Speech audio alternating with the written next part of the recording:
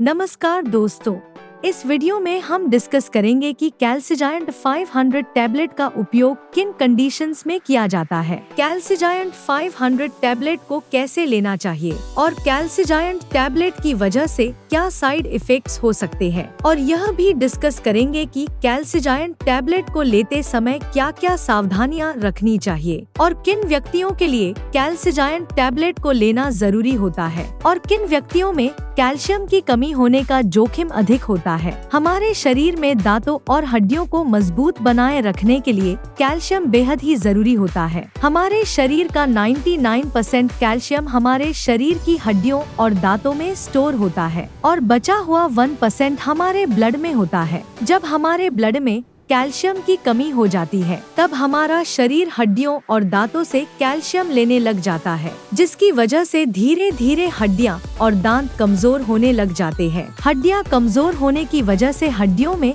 हल्की सी चोट या गिरने की वजह से भी फ्रैक्चर हो सकता है। कैल्शियम की कमी की वजह से दांतों की जड़ें कमजोर हो जाती है और दांत भंगुर होकर टूटने लगते हैं, और छोटे बच्चों में कैल्शियम की कमी होने पर उनके दांतों को निकलने में देरी हो सकती है या लंबा समय लग सकता है। बच्चों में कैल्शियम की कमी लंबे समय तक रहने पर उनकी हाइट भी कम रह सकती है। कैल्शियम की कमी की वजह से बच्चों में रिकेट्स हो सकता है और 19 साल से अधिक उम्र के व्यक्तियों में ऑस्टियोमलेशिया और ओस्टियोपोरोसिस होने का रिस्क अधिक हो जाता है। ओस्टियोपोरोसिस एक हड्डियों का रोग है जिसमें हड्डियां बहुत ही कमजोर व अंदर से खोखली हो जाती है, जिसकी वजह से हड्डियों में हल्की सी चोट या गिरने की वजह से भी फ्रैक्चर हो सकता है। शरीर में कैल्शियम की कमी होने पर शरीर की हड्डियों और जोड़ों में दर्द रहने की समस्या भी हो सकती है। कैल्शियम के साथ विटामिन डी भी लेना जरूरी होता है। शरीर में विटामिन डी की कमी होने पर भी कैल्शियम की कमी हो सकती है, क्योंकि विटामिन डी शरीर में कैल्शियम के अवशोषण में मदद करता है, और शरीर में विटामिन डी की कमी होने पर शरीर भोजन से कैल्शियम का अवशोषण अच्छी तरह से नहीं कर पाता है, जिसकी वजह से शरीर में कैल्शियम की कमी हो सकती है। अगर आप कैल्शियम की कमी को पूरा करने के लिए अकेले कैल्शियम के सप्लीमेंट्स ले रहे हैं, तो ऐसी स्थिति में आपके द्वारा लिए जाने वाले कैल्शियम के सप्लीमेंट्स बेकार है, क्योंकि विटामिन डी के बिना आपके शरीर में कैल्शियम का अवशोषण नहीं होगा और आपके द्वारा लिए जाने वाले कैल्शियम के सप्लीमेंट्स पेशाब के जरिए शरीर से बाहर निकल जाएंगे। इसलिए कैल्शियम और विटामिन डी को एक साथ लेना जरूरी होता है। कैल्सिजायंट टैबलेट में कैल्शियम के साथ साथ विटामिन डी भी होता है, इसलिए आपको विटामिन डी के सप्लीमेंट्स अलग से लेने की जरूरत नहीं होती है। दोस्तों, अगर आपको वीडियो पसंद आ रहा है तो कृपया वीडियो को लाइक करना व चैनल को सब्सक्राइब करना न भूलें। अब हम डिस्कस करेंगे कि कैल्सिजायंट टैबलेट का उपयोग किन कंडीशंस में किया जाता है। कैल्सिजायंट टैबलेट का उपयोग शरीर में कैल्शियम की कमी होने पर, हड्डियों में फ्रैक्चर होने पर,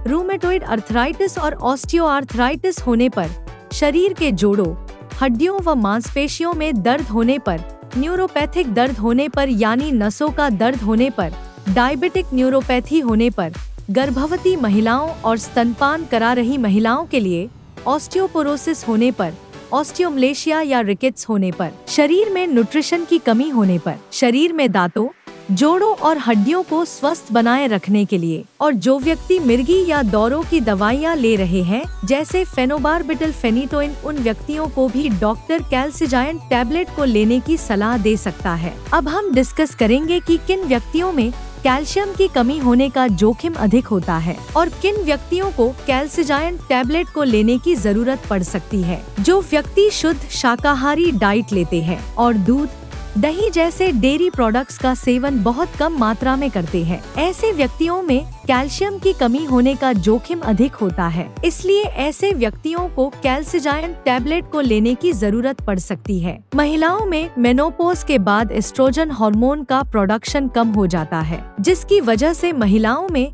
मेनोपॉज के बाद कैल्शियम की कमी बहुत जल्दी होती है और ऑस्टियोपोरोसिस होने का रिस्क भी अधिक हो जाता है। इसलिए कैल्शियम की कमी को पूरा करने के लिए और ऑस्टियोपोरोसिस से बचने के लिए डॉक्टर मेनोपॉज के बाद महिलाओं को भी कैल्सिजायंट टैबलेट को लेने की सलाह दे सकते हैं। अगर आप ज्यादा मात्रा में प्रोटीन या नमक का सेवन करते हैं तो तो आपके शरीर में कैल्शियम की कमी हो सकती है, क्योंकि प्रोटीन और नमक का सेवन अधिक मात्रा में करने से शरीर से कैल्शियम ज्यादा मात्रा में बाहर निकलता है। अगर आपने स्टेरॉयड दवाओं का सेवन लंबे समय तक किया है या कर रहे हैं, तो आपका डॉक्टर कैल्सिजायंट टैबलेट को लेने की सलाह दे सकता है, क्योंकि स्टेरॉयड दवाओं का लंबे समय तक सेवन करने से ऑस्टियोपोरोसिस हो सकता है। इसलिए ऑस्टियोपोरोसिस होने के रिस्क को कम करने के लिए भी डॉक्टर कैल्सिजायंट टैबलेट को लेने की सलाह दे सकता है। इसके अलावा किडनी फेलियर होने पर भी शरीर में कैल्शियम की कमी बहुत जल्दी होती है। जिन व्यक्तियों को लैक्टोज इंटॉलरेंस की समस्या है, उन व्यक्तियों में भी कैल्शियम की कमी हो सकती है। लैक्टोज इंटॉलरेंस की समस्या होने पर व्यक्ति दूध को अच्छी तरह से पचा नहीं पाता है, जिसकी वजह से भी शरीर में